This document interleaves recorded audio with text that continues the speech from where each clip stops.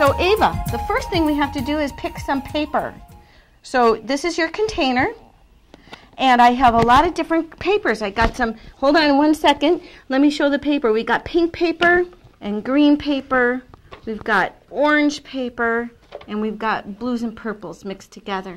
This container of orange paper right here has 6 pieces of this kind of paper in it. 6 of these make this much pulp. What do you think of that? Pretty good?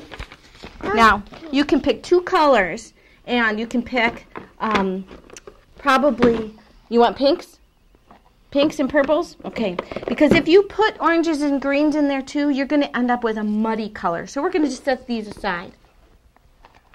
And you can pick these 2 colors right here to put in your container. That's it. Some of each. Good job. All right. One more handful of purple. And that's enough. Okay? Good job. Now, let's move your stool over toward where you're going to blend your paper up. Now, I'm going to pour some water in here for you. You pour that water in the blender. Good job. Let's do just a little bit more. There you go. Now, what do you do next? Put some paper. Yep, put some paper in there. Remember not to put your fingers in the blender. I drop it in. Yep, that's fine. Dropping it in is good. I put some in. You could even dump this in if you want. Yeah. Good job. Now put the cover on.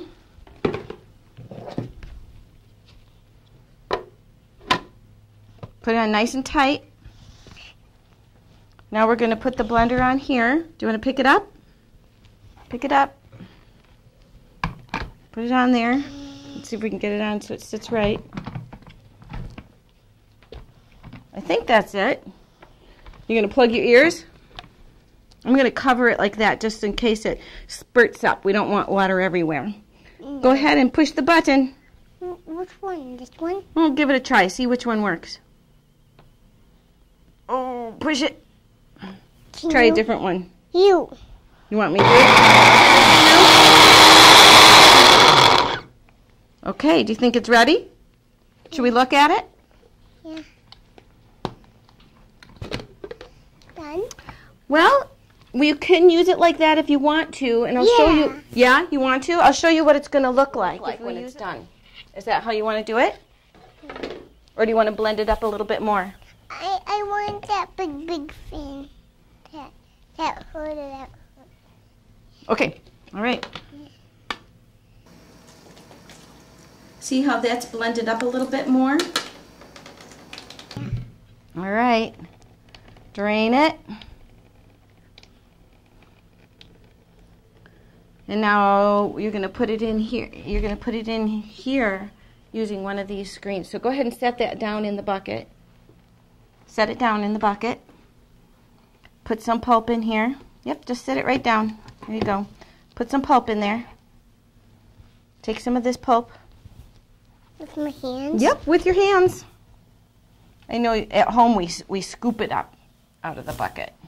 Just fill it up. Fill this all the way up. Atta girl, fill it all the way up. Take a big handful. Really big. Even more. Good job. Even more. Look at that. We don't even have to drain it more, do we? And put it in here. All right. I think you could even use a little bit more. So we're going to just dump all of that in there. And now come on over here and sponge it. Wait. This is my sponge.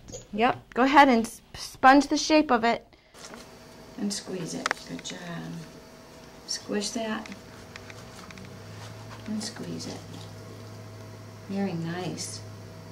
Good job. Squish that.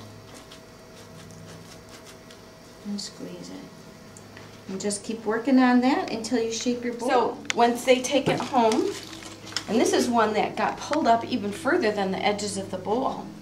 So once they take it home, they let it sit for 5 or 6 days. And then it'll be dry enough to just lift it right out of there. You don't want to try and take it out too soon, or you might rip the bowl and have a hole in it. If you do a Frisbee, you just let it dry for 5 or 6 days until you can just lift it right out of there. And then you have a paper Frisbee. Look at that. And this is the part where you could go and sit down at a table and just keep working on shaping that bowl. And now shape your plate and squeeze your sponge into the bucket. Push.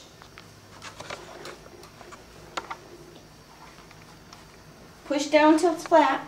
So now Mom would be over here. I'd go back over here to help another kid. Colors. One. 3 feathers. 1. Okay. 2.